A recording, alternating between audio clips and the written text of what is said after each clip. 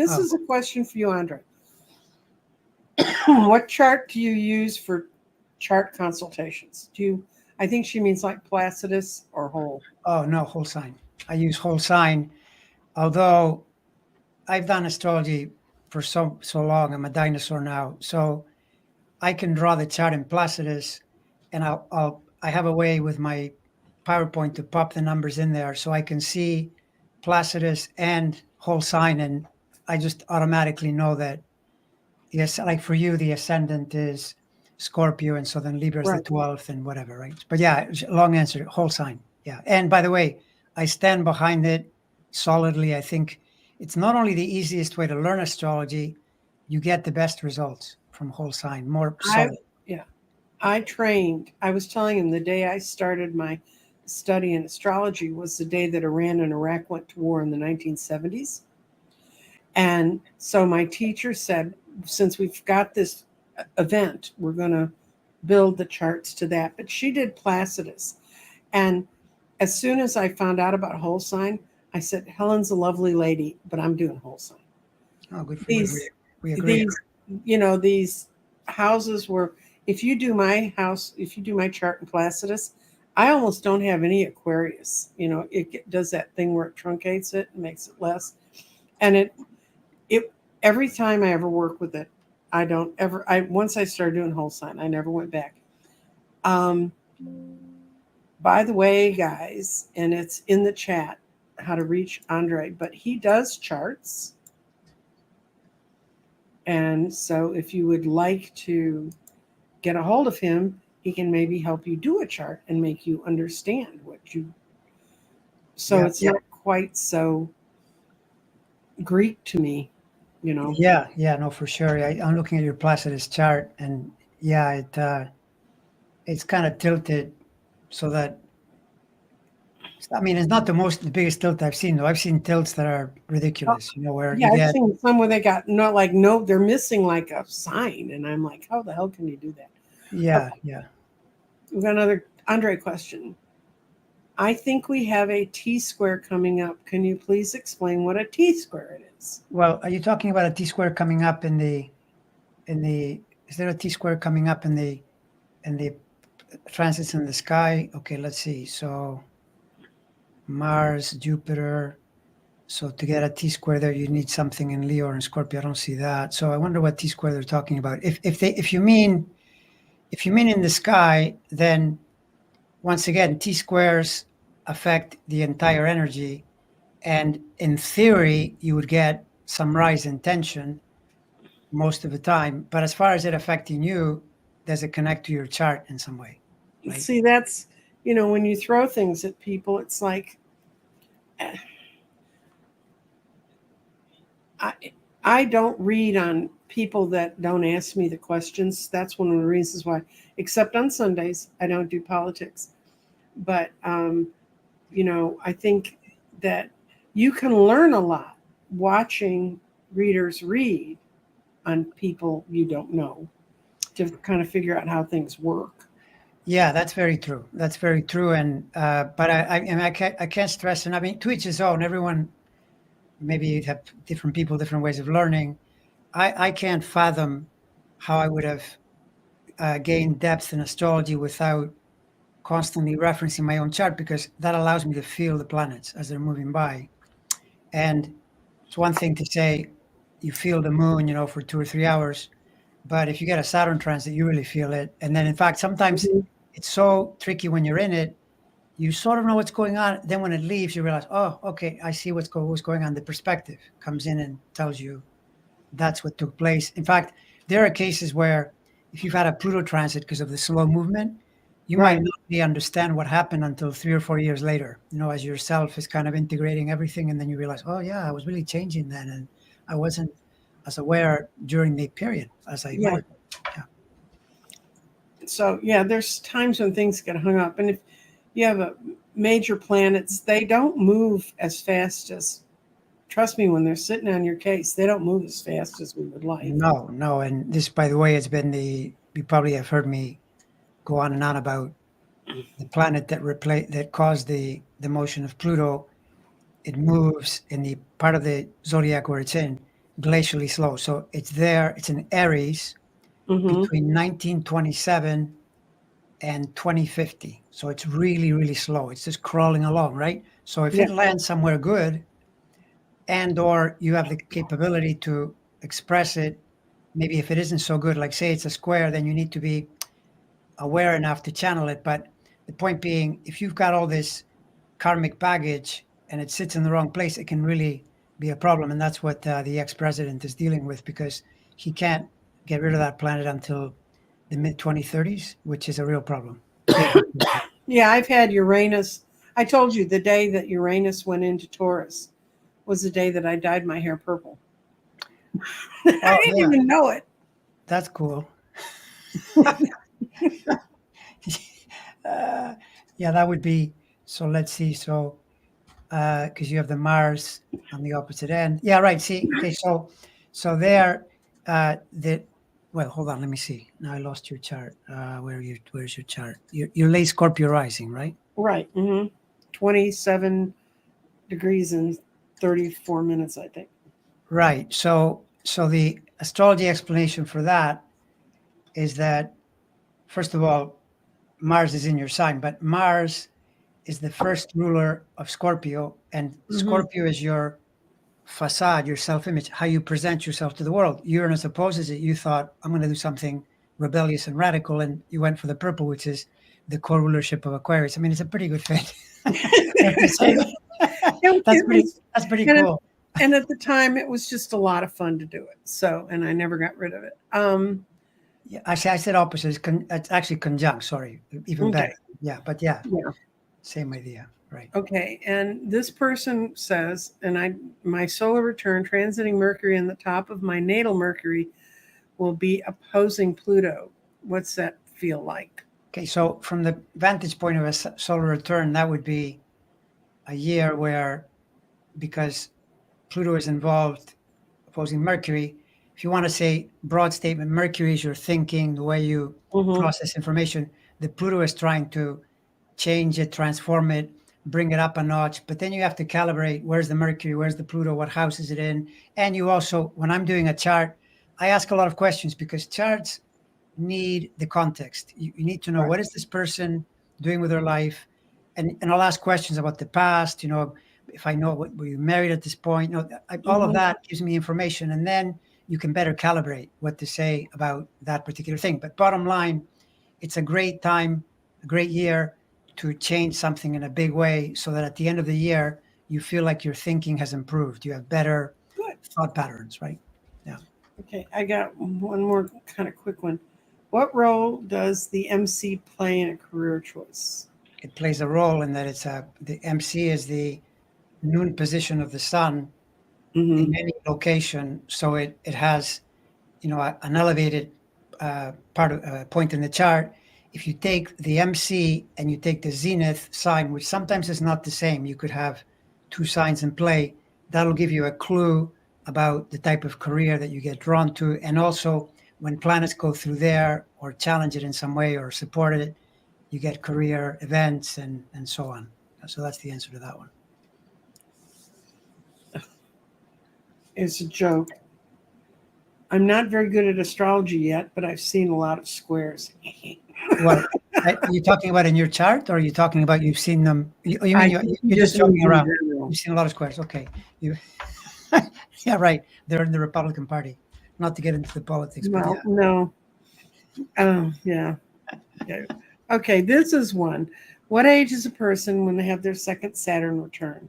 59. It's the 29 and a half is the Saturn cycle, so 59, which can Saturn return will often span at least a year solid, and it could Hmm. be late 58 or maybe early 59, but you're in that range just Right. before you turn 60. Yeah. Yeah. That was when I quit my building company and polished up my MBA and went back into the office. Um,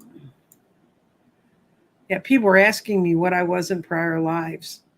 Some of the stuff I was in prior lives is kind of scary. Let's see what we're gonna. So, what else is going on in your world other than I made you dash over? year. Yeah, no, well, it's been that kind of year though. I've had some difficult situations in the first 6 months, and Hmm. so I lost my motivation a little bit. I just didn't have the motivation to engage as much, so I just kept things going as well as I could and did the minimum. But it feels like now I'm hoping I'm starting to emerge, but obviously from what I did today, not quite yet, but soon, one of these days I'll. Well, the first 6 months of this year, I really feel like I may as well have not been here. It started off with falling in December and then having to go back to using a cane again, which is an incredible psychological blow as much as a physical one. And then I just couldn't pull myself out of it. And today, the last couple days, I've really felt like I've been out of it. But I'm doing the 9 candles and they're working. And, uh, my tech support didn't abandon me.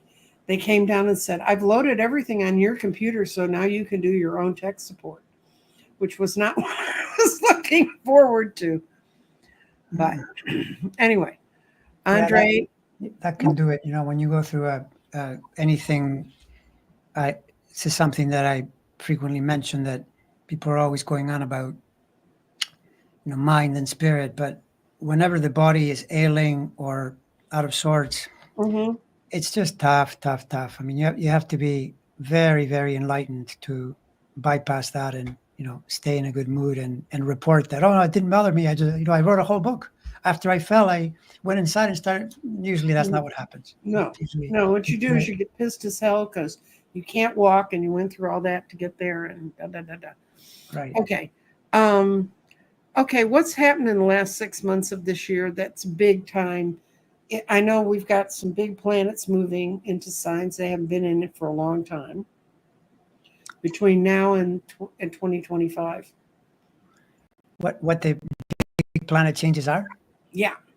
Yes. Okay. So one is Pluto entered Aquarius very briefly in 23.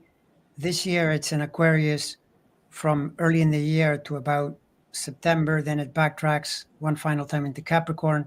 Then, as of December, it's in Aquarius until 2042. It's a long, long time. But once again, that planet individually will depend on whether it finds your planets. And so, for Right. instance, with you, it does because you happen to have Jupiter there. On one, yes, I know. Right, but it trines Mercury. See, so for you, that Pluto is actually potentially very, very helpful because at birth, your Pluto squares Venus and the Sun. So that also, in a way, though, because it squares Venus and the Sun, potentially too, that could be tied to your fall, because the Mm-hmm. a planet like that carries that energy around. But Right. nevertheless, for you, it links to those planets and so forth. For some people, Pluto in Aquarius doesn't mean much. Then you can talk about how AI, um, more advances in Aquarian, like technological stuff, Mm-hmm. will likely happen. I also happen to believe, you can tell me if you disagree, that Aquarius being a people sign, it Mm-hmm. has the feel of the group, the democracy, and the idea of everyone having a say. It's very counter to a fascistic approach, which some of these people are trying to bring in, which fits the Pluto and Capricorn period from '08 to the end of this Mm-hmm. year much better. So I think that's one reason for optimism around the Pluto cycle. Not that I'm telling you, if people think I'm predicting Nirvana, no, I'm not saying that, but it's just a way to say, don't assume that just because there are some problems that it'll all go into, it'll all go to hell, because I don't think it will. And then the other planets that are making big switches would be next year, briefly, Saturn and Neptune enter Aries, but then they backtrack again and fully enter in 26. Mm-hmm.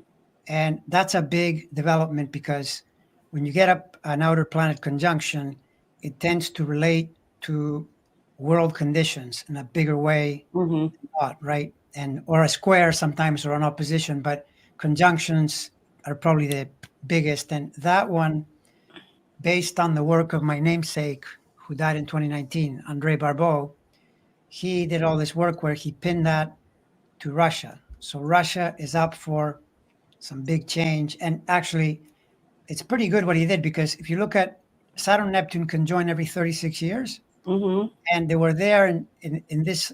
There was a conjunction in 1917 for the Russian Revolution. There was a conjunction when Stalin died, and there was a conjunction when the Soviet Union fell apart in the late 80s. So Mm-hmm. you can pretty well assume that it's going to happen again in some way. My prognostication is that it's not going to be what they want. In my opinion, they're not No. set up for world domination. Don't see it that way at all. I see it as some kind of consolidation where they're forced to accept their limitations. That's what I think will Mm-hmm. happen. And the other thing that's going on, so there's a lot of activity because Uranus, but I think Uranus is more 26. Uranus will go, I think briefly it does the same thing, a little dip and then backs out. So 25, 26, basically. Uranus switches to Gemini. That's another big, big development because the US has Uranus in Gemini. The US is a very Uranian planet. I mean, country, Uranian state. very, and there have been some pretty big events in the prior Uranus cycles, like the Uranus was in Gemini during the Second World War, during the Civil War, and at the founding of the country. So, it could be a little tricky. My hope is that instead of developing it into a hot war, it'll just be a cold war, which we're already in some ways in the Mm-hmm. country and possibly even around the world because there's a lot of conflict and so on. But bottom line, once again, though, realize that Uranus, every single time that it's done this, creates tension and something good really comes out of it. There's growth that humanity moves forward, not backward, Mm-hmm. because the nature of Uranus is to liberate, not to enslave. It tries to provide more freedom, right? Mm-hmm. Once again, I'm optimistic, though I will say not without some struggle. I mean, think of, for instance, the plight of women. Women are going to be liberated, but they're probably impatient and asking, well, why are we having to go through this? I know it's pretty sad, but this is what happens when you leave men in charge for too long. Don't worry about it. Work on it. Right, exactly. Yeah. You know, Mhm. because um, I'm I'm feeling really optimistic. I I there's and every day there's something that moves forward and something that moves backwards, and I keep trying to explain to people. I worked in politics long enough to know that neither side is the person you want to really know. People don't push their way into those um, roles unless they have a certain amount of ego. And I've met Joe Biden several times. He is an absolutely charming man, but you can just feel he's driven. He's got that same kind of intense, Mhm. driven energy a lot of them have. The only politician I met that didn't have that driven energy, at least in public, was Barack Obama. Yeah, I agree with you. I agree with you. Although I will say that, everything in politics is, to my understanding, is a kind of lesser of two evils, or you could say Einsteinian relativity. Everything is what do you compare it to? And Hmm. Biden compared to Trump is like comparing a human to a literally close to subhuman creature. Because Biden, I think, when you look at his chart, his 12 sign planets, by Hmm. and large, are his impulse to serve and to be a conduit for people's, and the improvement of Hmm. people's lives because it's institutional and it's the sacrificial side of the 12th.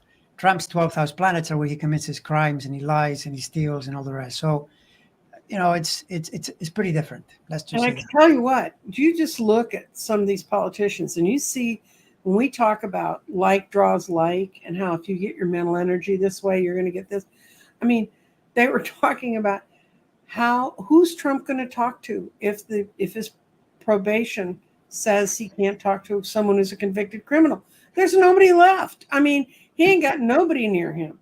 Yeah, no, it's true. And to your point, to add even more onto that, potentially is that birds of a feather flock together. So look at the people that surround this guy, right? It's like he Hmm. finds all the little fascists, the liars, the bottom of the barrel, pretty much, or the ones that are willing to sacrifice themselves. They're reasonable people and they don't realize that you should never get near a person like this because they will hurt Yeah. you always in the long term. But by and large, the crew that is left now is as corrupt as can be. Anybody who goes near him now with any expectation of being anything but mowed over just needs to talk to, what is it, 44 of the people who served on his cabinet would not vote for him to be president. Yeah. No. So, That tells you everything you need to know. 44 professionals that were in the trenches with him. By the way, when John Bolton objects, you know that there's a problem. well, yeah, I mean, I'll just say that. I mean, did you ever think you would see the day when John Bolton and Dick Cheney were objecting to something and you were agreeing with it? oh, I know. I mean, don't make me have to like Dick Cheney, please. I don't, I mean, and I don't necessarily like Dick Cheney. I don't like his energy, but I will agree with him. So this is Bridget's summation of what we're talking about. So the last 6 months will be better than the first 6 months. No, that's not a good. Okay. Depends what you mean by better. Okay, so better if, for example, if you believe as I do that Trump is not going to win the election, he's going to lose, that's better, right? That's better. Mm-hmm. But if you think that I'm telling you that you're going to be experiencing peaceful, harmonious energy between now and November, that's not true. So then what do you mean by better? It's going to be pretty dicey.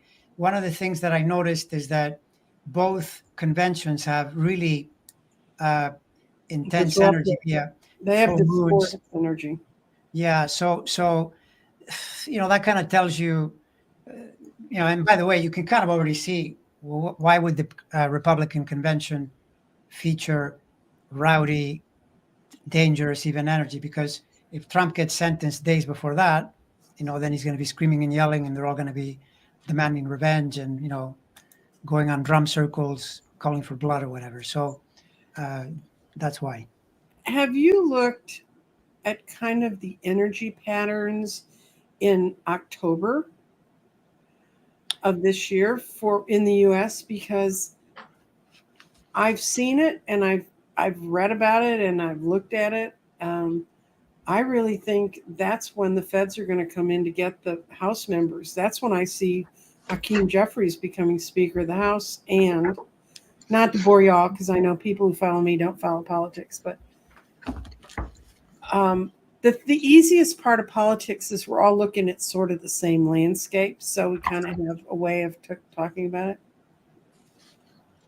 October. Well, October is I know it's the Jupiter station for one, mm-hmm. and it's also the Pluto station. So, yeah, I mean, you remember last October, these planets they go into a kind of a yearly, mm-hmm.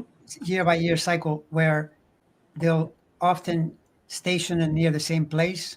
Right. And so Pluto was stationed when the the thing in Gaza, Israel happened, mm-hmm. and it's doing another station there in October, and it's a very unfavorable station for Netanyahu. So there's that. That's one example. Mm-hmm. I don't know about the House. I'm not sure. I wish I had better information. I don't have any information on the people there. Or what? Yeah, I have a number of times for Jeffries or for Mike Johnson. I have is days. Well, Mike Johnson doesn't have a bank account. He's not going to have his birth information out there. Do you know he doesn't have a checking account? I mean, God, how bizarre. Yeah, I didn't know that. That's a new one. Yeah, so no, he doesn't. And we're like, well, how does the Congress pay him? Where's the money go? Yeah, I don't know. I mean, some of that is a mystery. Sometimes I like those people that spend their lives investigating these, interesting trivia, and some of them will be fascinating. Where you think, oh, I didn't know that. That's totally opposite to what I would have expected. And so, who knows? Maybe he's routing the money to his son, or I don't know. Maybe they have a deal. You mean the son that he has the pack about? They watch each other's pornography. Thank you. No, they watch. Okay, to be fair, they watch each other to make sure they won't watch pornography. That's what I think he's saying. I mean, even if they start saying, well, you watch more than me, then that's already a problem, right? Hopefully it would mean. Well, I live in the deep red South, and the deep red South is where we know by internet traffic is where all of the vast majority of pornography comes to. So Yeah, well, does that surprise you that no, the are you hypocrisy is always kidding? I live with them here. I know what they're the ones that'll say, "Oh, all the corruption is in California. Those cities, those hellish places." Then it's really happening in Alabama, right? right. So, yeah. It's okay. Nancy, will they ever go after SCOTUS the SCOTUS that lied? What do you say about that? What's your feeling? Yes, I think that Alito, I think they're going to go after the wives. I always have seen, I'm surprised Thomas is still standing, but now I understand. I mean, I always kind of knew Alito was a snake, but his wife is nuts. They did this woman did a kind of got her to talk at a cocktail party, and Alito's wife was using terms Rush Limbaugh used, like feminazi. That means she's been in this stuff 35, 40 years. I mean, and she's the one that put the flags up. And she was talking about how she not only wants to burn the other people's flags, she wants to burn the other people. So she's not a fine, shining person to have near anyone who's in leadership. Yeah, I concur with that. Those two are the scourge of that court, and I think in some ways Alito may be even worse, but Thomas is pretty bad too with his all the expenditures and all that. It's really. Alito always looked to me like some Puritan that got frozen in time and we got stuck with him. Yeah, and Alito, I don't know if people knew this, but not that I've done an extensive thing on him, but I remember years ago reading that back when he was in college, he was picketing to um, promote removing the vote from women. Yes. I mean, think about that. Think about that. That you're in 2000 and whatever or in 1980. If he was doing that in college, why didn't that ever come up in his hearings? I mean, anyway, let's get rid of them. I don't want. By the way, one thing I'll say with him, these two actually, Alito and Thomas, there happen to be birth times available of the two. Alito looks even more valid, although both look pretty good. So they're going to start feeling heat next year and the year after because both of them have strong cardinality by way of Aries, Capricorn, Cancer, where Saturn and Neptune are going, making squares, and even when they make conjunctions and you've been up to no good, like these people, it tends to be a big problem, especially Saturn. It'll call you on your hypocrisies and so forth. So again, be patient. I don't expect anything on this to move in any way until next year minimum. This is an understatement. Not exactly a light worker, Martha Ann. That's Alito's wife. Yeah, upside down Martha. That's what they're going to call her now, right? Yeah. Let's see. Oh dear. There's people saying things like women are going to bring them down. We got to go vote. So if you take your best lady buds to lunch and then take them to the polling place, make sure they vote. No, by the way, that's 100% true. By the statistical analysis, if you remove the entire women vote, Trump will be reelected. So what is going to save the country is women voting for Biden. It's that simple. And please, whoever's listening to this, if there's any doubt in your mind about what to do, it's a binary choice. Don't even think about voting for a third party. That's throwing a vote away. And that's why Democrats have put themselves in this position in the first place. None of this would have happened had Democrats been smarter about voting, always voting for the lesser of two evils as a bloc, right? It would have been, Well, okay.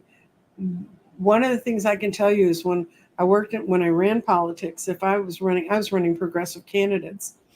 If anyone even popped their head up and said, "Oh, we really have a libertarian candidate," I'd do everything I could to teach them how to get them on the ballot. Because whenever a libertarian makes it on the ballot, it depletes the Republican vote. And the Republicans would do the same thing with the Green Party. They'd always try to get, but there's not as many green people down here as there are. There isn't, but keep this in mind, okay? Go look at the data because I did, and it's amazingly and it's scary. In 2016, Trump won because of Jill Stein's votes. If those Jill Stein votes go for Hillary, Hillary would have been president in the Oh, three yeah. states. And that, that alone, I mean, think about how crazy that is. That what are you thinking about when you're voting for Jill Stein? First of all, she was dining with Putin. What does that tell you? He's financing her. So what are Mhm. you thinking about? And how is this going to serve your interest when you put Trump in charge, who will do the total opposite of what you want to do? Mhm. At least Democrats try, to do something decent and reasonable in terms of the climate, in terms of green energy, certainly. Do you ever hear green from Republicans? Republicans are red. No, but haven't you heard? There were people at this Trump rally, and they were all talking about how Trump got them $35 insulin. Yeah, sure. I mean, the Dems just don't get their message out strong enough. Yeah. Okay, that's not the one I meant. I wanted the one above it. And tell me when you need to leave, Andre. I realize. No, I'm good. I'm good. I came late, but I'm here. So no. Okay, good. Well, means I'm gonna have the world's longest show. And No, there's longer. There's longer. Trust me. oh no, I know that, man. There's some astrologers, man. They just don't shut up. You're like, I just want to know about June. How could it be 2.5 hours? Okay, this is a question for you, Andre, and I hope you can pull it out of your brain. A number of months ago, you shared that there was something coming up in 45's chart that was like Matthew Perry's when he passed. Right. Okay. So that it's not one date. It's a swath of time. Mm-hmm. It's in, and because it involves slow-moving planets, this year he's in it most of the year and big chunks of next year too. This is the way health situations tend to manifest. It's not that all of a sudden a planet just moves in like a domino into some place and knocks you out. The way it tends to work is that you get a swath of time when there's persistent pressure, in a part of the chart. And in his case, that's what's happening. And Matthew Perry, the reason Matthew Perry is particularly reflective is they both have the same rising sign, Leo. Oh, okay. And they're both getting Matthew Perry died obviously, but Trump is getting pretty extreme pressure to his ascendant, which to me, even though I've said his health and so forth, it has declined already. I mean, you could say he would get an even worse health event, but by all accounts, this man is pretty demented compared to where he was 8 years and even 4 years ago. The way he behaves at rallies, the things he starts 4 to months ago. I mean, it's I not. know. Yeah, he's it's declining. declining. Yeah, there's no question. I mean, lately he's been talking about boats with electricity and being electrocuted and sharks. And you listen to the thing and you think, what are you talking about? What are you trying to say? I wouldn't jump in the water because it's better to die in the boat, but you can't jump off the boat because the boat is sinking. What's the logic here? I mean, are you comparing the boat to Democrats, but he just trails off? No, that would be an allegory or something his mind can't wrap around. Right, He's- exactly. He's just talking about what can I make people afraid? How can I make people afraid? Yeah, pretty much. Yeah. That's his genius. He taps into people's anger and fear, which is because his sun is right next to the American Mars, which is a angry, combative planet. And you just know that a person like that has the potential, not always going to do it, but they have the potential to tap into that. And he's always been a total liar and scoundrel. I mean, the way he started with Barack Obama is about as sleazy and low as you can go. But he knew if I just push those buttons, these people are basically all racist like me, and they'll follow me. They'll realize that I'm on their team. And yeah. Okay. This is Celtic Seer transiting Mars in Taurus squares Pluto.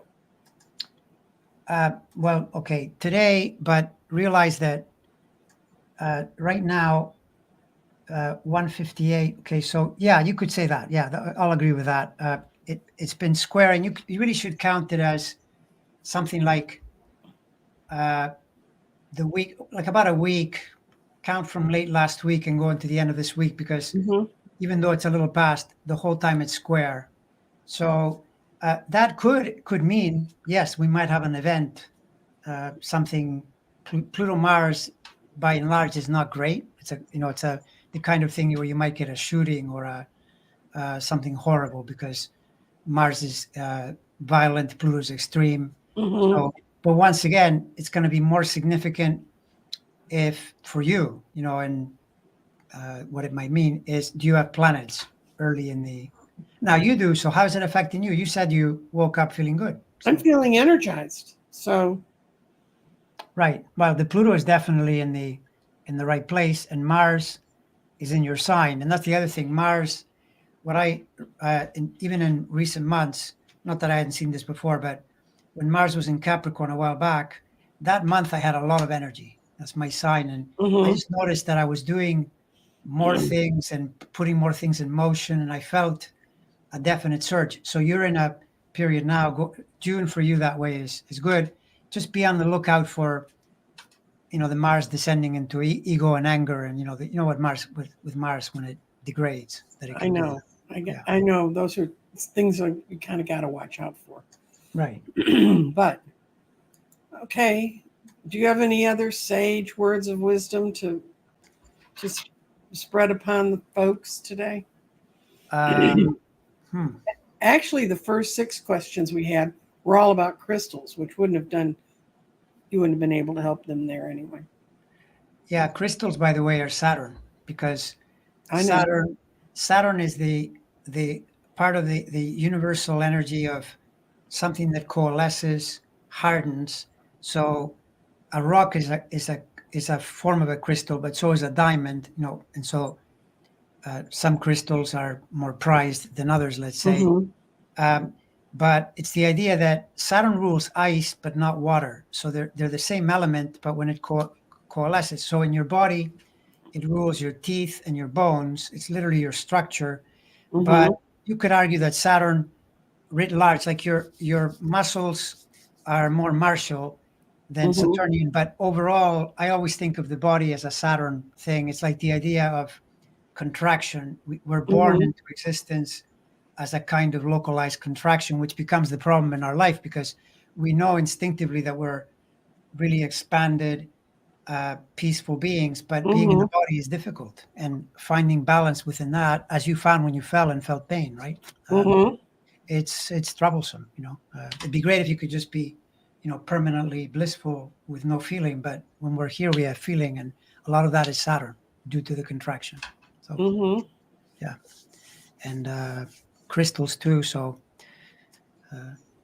how people buy rings, and so Saturn in that way, even though it's often a challenging planet, as soon as you see it linked to diamonds, for example, the beauty of diamonds tells you that there's a beauty component to it as well, and also other things like commitment, which Saturn rules and so forth. But bottom line, crystals as an actual thing or as something you use in industry too, because you can use diamonds to cut things, right? Mm-hmm. And they're just prized. I mean, there's an entire industry around it. So the planet is definitely present in our lives, and not always in a bad way. There are lots of really good things about it. Well, I So like I them. hope you had cool things to say about crystals. I did. Well, certain crystals carry certain vibrations, or they become known for that. Mhm. And I was warning people about if you mix your crystals together and you don't do it in a thoughtful manner, you get crystal chaos. It's like if you mix your energies together, you get chaos. Yeah. That the in Vedic astrology, they have quite a system of uh, using crystals to manage energy. Mm-hmm. Like if a person has a lot of problems with indulgence and lack of discipline, a blue sapphire is good because blue it's Saturn basically. But Mm-hmm. if you give Saturn to a person that is prone to depression, it might make them more depressed. So then Mm-hmm. they're going to do better with a yellow crystal, or like a yellow sapphire, or a citrine or something. And Mm-hmm. so there's a whole thing, and I do that a bit, but not as much as I used to. I'm more now. I work more with direct mind, body, spirit practices. I think it's more direct than placing too much faith in an external thing. But still, they're Well, if it totally helps, if it helps your overall energy focus, I don't have a problem with it. But Oh, of course, yeah. No. But if you turn it into the idol, if I don't have this, then my whole Mhm. day is going to go rotten. Then you're in real trouble. Yeah, very true. Yeah, very true. I know that. Uh, I don't know if people are familiar with the great master Yogananda, who lived in the 20th century. His teacher was Sri Yukteswar, who was an astrologer, and he a number of times counseled him to put on a gem Hmm. to counteract the planetary influences that were happening at the Oh. time. Although Yogananda, there's a story of him because he happened to have not just Yutkeswar but other astrologers around him, and he would also always say to the astrologers, "Tell me when it's really rough as can be, because that's when I want to grow the most." That so he understood, Hmm. how it worked. But you have to be courageous for that to be the case. Well, nobody's going to volunteer to grow and change if everything feels right and it's all flowing along smoothly. I've never seen anybody grow True. in those circumstances. That's why there used to be a thing about if people had too many trines in their birth chart, Correct. everything just kind of rolls along. And, if they really play into that energy. Yeah, exactly. It's like when if you have a grand trine in your chart, the upside is, for example, take a water grand trine. That would be emotional self-sufficiency. But Mhm. I've come across people where I think this person is too self. They don't understand that they're basically stuck in a pattern. They're Mhm. validating their own experience a little too much. They're not willing to shake it up. So yeah, you're totally correct. That you really the ideal is to have a balance, because if you're all squares and oppositions, it's too dynamic, and you might break something, so to speak. And if it's all trines and sextiles, you won't want to do anything. You'll just cruise and you won't be motivated. So that's correct. Yeah. Well, everybody, I want to thank everyone who's shown up today. You're really glad you came. The Nine Candles, it will be a premiere on my channel tonight at 7. And it's another astrologer, weirdly enough, but she does nothing. She doesn't do any of the politics, any of the other stuff. She's all into personal astrology and how to use it for your life. Hmm. So it's Dorothy Morgan. I don't know if you know Dorothy, but she's a really nice lady. I don't, but yeah, I'll look her up, and maybe we'll connect at some point. I Yeah, don't connect she's with that many she's astrologers. in New Hampshire. She's been doing this for 26 years. She's the one I go to when I need to pick an election date. Ah, I need electional astrology. She's the one who picked today to be the day that the Nine Candles really started. hmm. And she helps me guides me through those theories, because I know if I did it, I'd make a mistake in my calculation and I'd pick the wrong day. But anyway, well, Nice. thank you to everyone who's been here and Bye, come. everyone. Thank you for Bye, your patience. everybody.